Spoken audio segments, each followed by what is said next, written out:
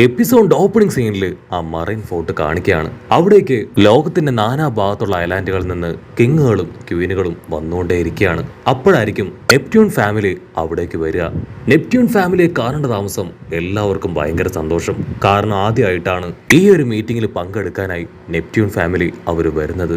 സിറഗോഷിക്കാണെങ്കിൽ ആദ്യം അല്പം പേടിയൊക്കെ തോന്നും. അവളുടെ ബ്രദേഴ്സും പപ്പയും എല്ലാവരും ചേർന്ന് അവൾക്ക് കോൺഫിഡൻസ് കൊടുത്ത് പുറത്തേക്ക് കൊണ്ടുവരികയാണ്. സിറഗോഷിയുടെ സൗന്ദര്യം അത് കണ്ട് അവിടെ കൂടിയിരുന്നവരെല്ലാവരും അവളെ തന്നെ കണ്ണുമ ചിമ്മാൻ നോക്കും. ഫോട്ടോഗ്രാഫേഴ്സ് ആണെങ്കിൽ അറിഞ്ഞ പുറഞ്ഞം അവളുടെ പിക്സ് എടുക്കും. ഈ കാഴ്ചയൊക്കെ കണ്ട് കിങ് നെപ്റ്റ്യൂണ് ആളാണെങ്കിൽ ഇപ്പൊ കാർപ്പിനോട് ചോദിക്കും, എന്റെ മകൾ പ്രിൻസസ്, അവളിപ്പോ ഇവിടെ ഫേമസ് ആയെന്ന് തോന്നുന്നു. എല്ലാവരും അവളുടെ പേര് വിളിച്ച് ചേറിയാണ്. അതിന് കാർപ്പ് പറയും, ഹാൻകോക്കിനെ പോലെ നിന്റെ മകളും അതീവ സുന്ദരി തന്നെ, അതുകൊണ്ടാണ് എല്ലാവരും അവളുടെ പേരൊക്കെ വിളിച്ച് ഇങ്ങനെ ചേറ് ചെയ്യുന്നത്. ഉടനെ പ്രിൻസസ് ആണെങ്കിൽ ദൂരത്തായിട്ടൊരു മരം ചൂണ്ടിക്കാണിച്ച് കാർപ്പിനോട് ചോദിക്കും, ആ കാണുന്നത് വലിയ കാടാണോ? വിരോധമില്ലെങ്കിൽ ഞാനൊന്ന് അവിടേക്ക് പോയിക്കോട്ടെ. അതിന് കാർപ്പാണെങ്കിൽ പൊട്ടിച്ചിരിച്ച്, അത് കാടൊന്നുമല്ല, വെറും ഒരു മരമാണ്. ഇപ്പൊ നീ എവിടേക്കും പോകാൻ പാടില്ല, നിന്റെ ആൾക്കാരോടൊപ്പം എന്റെ പിന്നാലെ വരാൻ പറയും. അപ്പോഴായിരിക്കും ഏതോ ഒരാള് കാർപ്പിന്റെ മുൻപിലേക്ക് വന്ന് വലിയ പോസൊക്കെ ഇട്ടങ്ങനെ നിൽക്കും. നിങ്ങൾക്ക് ഞാൻ ആരാണെന്ന് മനസ്സിലായോ? അതിന് കാർപ്പാണെങ്കിൽ അയാളെ അടിമുടി ഒന്ന് സൂക്ഷിച്ചു നോക്കി മാറി നിൽക്കാനായിട്ട് പറയും. ഇങ്ങ് വരുന്നത് നിങ്ങൾ കാണുന്നില്ലേ, വഴിയിൽ നിന്ന് മാറി നിൽക്ക്.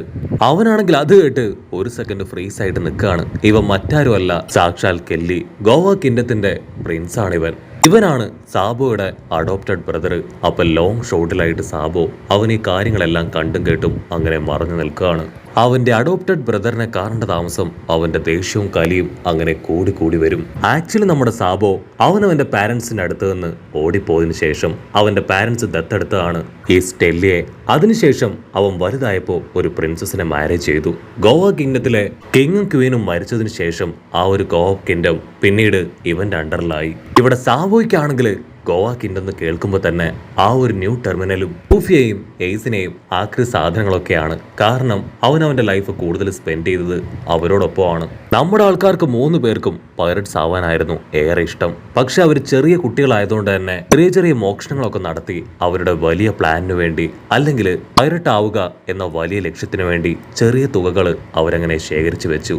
ആ ഇടയ്ക്കാണ് ആബോയുടെ പാരന്റ്സ് അവൻ ജീവിച്ചിരിക്കുന്നുണ്ടെന്ന് മനസ്സിലാക്കി അവനെ അവരുടെ ഇടയിൽ നിന്ന് പിടിച്ച് വീട്ടിലേക്ക് കൊണ്ടുവന്നത്. അവൻ വീട്ടിലേക്ക് എത്തിയപ്പോഴാണ് അവനൊരു സ്റ്റെപ്പ് ബ്രദർ ഉള്ള കാര്യം അവൻ മനസ്സിലാക്കിയത്. സാബോയ്ക്കാണെങ്കിൽ അവന് ഒരു കാരണവശാലും ആക്സെപ്റ്റ് ചെയ്യാനായിട്ട് കഴിഞ്ഞിരുന്നില്ല. സാബോയുടെ ഒരു ഗുഡ് ക്വാളിറ്റി പോലും അവൻ ഉണ്ടായിരുന്നില്ല.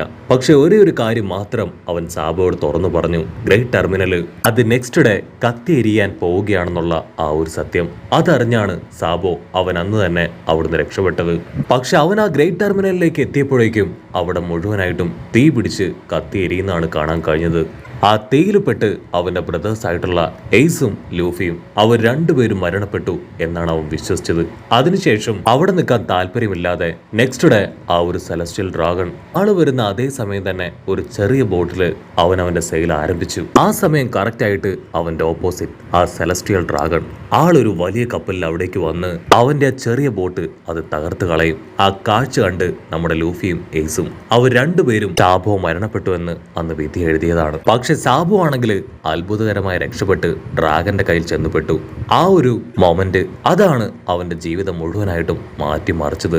ഡ്രാഗൺ അവന് ട്രെയിനിങ്ങും ആവശ്യമായതെല്ലാം കൊടുത്ത് വളർത്തിയെടുത്തു. അതിനുശേഷം എയ്സ് മരിച്ച വാർത്ത അതറിഞ്ഞതിനു ശേഷമാണ് അവന്റെ ബ്രദേഴ്സിനെ കുറിച്ച് ഓർമ്മ വന്നതും തിരികെ ലൂഫിയെ കാണാൻ അവന്റെ അടുത്തേക്ക് പോയതും. കട്ട് ചെയ്ത ഈ കാര്യങ്ങളെല്ലാം ആലോചിച്ച് നിൽക്കുന്ന സാബോയെ കാണിക്കും. അവരുടെ ഇപ്പോഴത്തെ ലക്ഷ്യം മുകളിലുള്ള ആ സെലസ്റ്റിയൽ ഡ്രാഗൺസ് ആണ്. അവിടുന്ന് അങ്ങനെ സീൻ കട്ട് ചെയ്ത് ലൂഫിയ ടീമിനെ കാണിക്കും. ലൂഫി ആണെങ്കിൽ സാബോയായിട്ടുണ്ടായിരുന്ന മെമ്മറീസ് അതിപ്പോ അവന്റെ ഫ്രണ്ട്സിനോട് ഷെയർ ചെയ്യാണ്. സാബോ മരിച്ചുവെന്ന് അവർ വിശ്വസിച്ചതിന് ശേഷം ഒരുപാട് വർഷങ്ങൾ ട്രെയിനിങ് ഒക്കെ എടുത്ത് ആദ്യ വയസ്സ് അവനൊരു പൈററ്റായി മാറാനായി കടലിലേക്ക് പോയി. അതിനുശേഷം നമ്മുടെ ലൂഫിയും അവന്റെ പ്രായം എത്തിയപ്പോ അവനും പൈററ്റായി മാറണമെന്ന ആഗ്രഹത്തെ തുടർന്ന് കടലിലേക്ക് തനിയെ സെയിൽ ചെയ്ത് പോയി. നമ്മുടെ ആൾക്കാർക്കാണെങ്കിൽ ലൂഫിയുടെ സ്റ്റോറിയൊക്കെ കേട്ട് ഒരുപാട് സന്തോഷവും. അവന്റെ ഫാമിലിയിലുള്ളവരെല്ലാവരും വലിയ വലിയ ആൾക്കാരാണ്. ഇപ്പൊ ലൂഫിയും പതിയെ പതിയെ വളരുകയാണ്. ഇവിടെ ലൂഫിക്കാണെങ്കിൽ അവന്റെ പപ്പയോട് യാതൊരു ഇമോഷണൽ അറ്റാച്ച്മെന്റും ഇല്ല. പക്ഷേ അവൻ എപ്പോഴും അവന്റെ ബ്രദർ സാബുയെ കുറിച്ച് ഓർക്കാനും അവന്റെ കൂടെ ടൈം സ്പെൻഡ് ചെയ്യാനും ഒത്തിരി ഇഷ്ടമാണ്. ഇവിടെ സാബു ആണെങ്കിൽ അവിടെ ഉണ്ടായിരുന്ന ഒരു സോൾജിയറിനെ തല്ലിക്കൊന്ന് അവന്റെ ആ ഒരു ഡ്രസ്സ് അതൊക്കെ ഇട്ട് ആ സെലസ്റ്റിയൽ ഡ്രാഗൺസ് ഉള്ള ഭാഗത്തേക്ക് അങ്ങനെ നൈസായിട്ട് മൂവ് ചെയ്യും. അതേസമയം കാർപ്പിനാണെങ്കിൽ ഷെല്ലിയെ കണ്ട് വിശ്വസിക്കാനായിട്ട് കഴിയില്ല. ഇവനാണോ ഗോവ കിൻഡത്തിലെ കിങ്? ആക്ച്വലി ആ ഗോവ കിൻഡം അതൊരു പീസ്ഫുൾ ആയിട്ടുള്ള ഐലാൻഡ് ആണ്. പക്ഷേ പ്രശ്നങ്ങളുടെ എല്ലാം തുടക്കം അത് അവിടെയാണ്. ലൂഫിയും എയ്സും കാർപ്പും എല്ലാവരും ജീവിച്ചതും വളർന്നതും ഒക്കെ ആ ഗോവ കിൻഡത്തിലാണ്.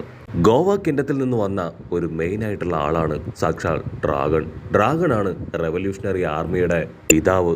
ആളുടെ മകൻ ലൂഫി അവനിപ്പോ എല്ലാവർക്കും ഒരു വെല്ലുവിളിയായി തീർന്നിരിക്കുകയാണ്. അതുപോലെ തന്നെ സാബോ അവനും റെവല്യൂഷണറി ആർമിയുടെ ഒരു ചീഫാണ്. അത് കഴിഞ്ഞ എയ്സ് അവനാണെങ്കിൽ കോൾഡി റോജറിന്റെ മകനും വൈറ്റ് ബിയേർഡിന്റെ സെക്കൻഡ് ഡിവിഷൻ കമാൻഡറും. ഇവിടെ സ്റ്റെല്ലി ആണെങ്കിൽ ഇപ്പൊ നമ്മുടെ കാർപ്പിനോട് പറയും, ഞാനൊരു വലിയ ഐലാൻഡിന്റെ കിങ് ആണ്, സോ നിങ്ങൾ എന്റെ കാല് തൊട്ട് വണങ്ങണം. കാർപ്പാണെങ്കിൽ അത് കേട്ട് പൊട്ടിച്ചിരിക്കും. നീ എന്റെ മുൻപിൽ നിന്ന് മാറി നിൽക്കുന്നതാണ് നിനക്ക് നല്ലത്, അല്ലെങ്കിൽ എന്റെ കരാള ഹസ്തങ്ങൾ നിന്റെ മുഖത്ത് പതിക്കും. അത് കേട്ട് അവനൊന്ന് ഞെട്ടും. അവൻ നൈസായിട്ട് ഇപ്പൊ കാർപ്പിനോട് പറയും, എന്റെ ഏറ്റവും വലിയ ആഗ്രഹം ഒരു സെലസ്റ്റിയൽ ഡ്രാഗൺ ആവണം എന്നാണ്. എനിക്ക് സെലസ്റ്റിയൽ ഡ്രാഗണായി മാറാൻ എന്തെങ്കിലും ചാൻസ് ഉണ്ടോ എന്ന് അവൻ ചോദിക്കും. അതിന് കാർപ്പാണെങ്കിൽ, ഓ നിനക്കും സെലസ്റ്റിയൽ ഡ്രാഗൺസിനെ പോലെ ഒരു വേസ്റ്റ് ആയി തീരണമെന്ന് ആഗ്രഹമുണ്ടോ? അത് കേട്ട് അവൻ നാണം കെടുകയാണ്. വെള്ളിയാണെങ്കിൽ പതിയെ തിരിഞ്ഞു നോക്കും. അപ്പോഴായിരിക്കും നമ്മുടെ നെപ്റ്റ്യൂൺ കിങ്ങിനെ കാണുക. ആളെ കാണുമ്പോൾ തന്നെ അവന് ഭയങ്കരമായിട്ട് പേടിയാവും. ഓ മൈ ഗോഡ്, ഇത്രയും വലിയൊരു കിങ്ങോ? തീർച്ചയായിട്ടും ഇദ്ദേഹം ആ ഫിഷ്മാൻ ഐലാൻഡിലെ കിങ് തന്നെയായിരിക്കും. ഇദ്ദേഹത്തിന്റെ ബോഡി ഹാഫ് ഹ്യൂമണും ഹാഫ് ഫിഷും ആണ്. ഇവരെ തൊട്ട് കഴിഞ്ഞാൽ എനിക്ക് എന്തെങ്കിലും അസുഖമൊക്കെ വരുന്നു പറഞ്ഞ് ഷെല്ലിയാണെങ്കിൽ ദൂരെ പോ, എന്റെ അടുത്തേക്ക് വരാൻ പാടില്ല എന്ന് പറഞ്ഞ് പതിയെ പതിയെ പുറകിലേക്ക് മാറി നിൽക്കും. അതിനുശേഷം കാർപ്പാണെങ്കിൽ അവരെ എല്ലാവരെയും ആ എസ്കലേറ്റർ വഴി ആ ലിഫ്റ്റ് വഴി മുകളിലേക്ക് കയറ്റി അയക്കുകയാണ്. ജനങ്ങൾക്ക് എല്ലാവർക്കും അവരെ കണ്ട് ഭയങ്കര സന്തോഷം. അവർ കൈയൊക്കെ വീശി കാണിക്കും. ഇവിടെ പ്രിൻസസും അവളുടെ ആൾക്കാരും അവരെല്ലാവരും അത്ഭുതത്തോടു കൂടെ ചുറ്റുമുള്ള കാഴ്ചകൾ കാണുകയാണ്.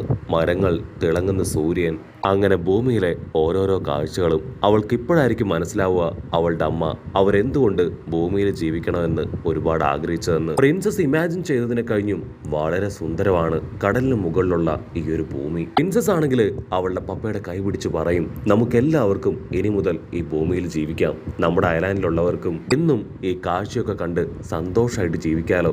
അതിനവളുടെ പപ്പ പറയും, അതിനുവേണ്ടി തന്നെയാണ് നമ്മൾ ഈ റവറി മീറ്റിംഗിലേക്ക് വന്നിരിക്കുന്നത്. തീർച്ചയായിട്ടും പോസിറ്റീവ് ആയിട്ടുള്ള റെസ്പോൺസ് നമുക്ക് കിട്ടുമെന്ന് തന്നെ പ്രതീക്ഷിക്കാം. അവിടുന്ന് അങ്ങനെ സീൻ കട്ട് ചെയ്ത് ഇപ്പോ ആ കമവക ഐലാൻഡ് അത് കാണിക്കും.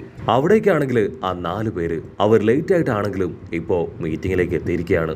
കോളയാണെങ്കിൽ ഫിഷർ ടൈഗേഴ്സിന് വേണ്ടിയാണ് ആ സെലസ്റ്റിയൽ ഡ്രാഗൺസുമായിട്ട് ഫൈറ്റ് ചെയ്യുന്നത്. കാരണം ഇവളെ സേവ് ചെയ്തത് ആ ഫിഷർ ടൈഗർ ആണ്. മറ്റൊരു ഭാഗത്ത് നമ്മുടെ സ്റ്റെല്ലി അവനാണെങ്കിൽ ആ ലിഫ്റ്റിൽ മുകളിലേക്ക് ഉയരുന്തോറും താഴേക്ക് നോക്കി അവന്റെ പേടി അതങ്ങനെ കൂടുകയാണ്. അപ്പൊ ആണെങ്കിൽ നമ്മുടെ ജയന്റ് മാൻ അവനാണെങ്കിൽ സ്റ്റെല്ലിയെ മാത്രം അങ്ങനെ അവന്റെ ശൂലമായിട്ട് ഒളിഞ്ഞു നോക്കുകയാണ്. അത് കണ്ട് പേടിച്ച അവനിപ്പോ ആ ജയന്റിനെ മറ്റുള്ളവർക്ക് കാണിച്ചു കൊടുക്കും.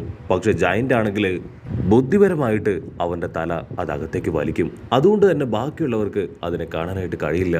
സോൾജിയേഴ്സ് ആണെങ്കിൽ അവനോട് പറയും, ഇവിടെ നിങ്ങൾ പേടിക്കേണ്ട ആവശ്യമൊന്നുമില്ല, ഇത് ഗവൺമെന്റ് ബേസ് ആണ്, ആരും നിങ്ങളെ ആക്രമിക്കില്ല, നിങ്ങൾക്ക് ഹൈറ്റ് പേടിയല്ലേ, അതുകൊണ്ടാണ് ഇത്തരത്തിലുള്ള ഓരോ ഇല്യൂഷൻസ് നിങ്ങൾക്ക് വരുന്നതെന്ന് പറയും.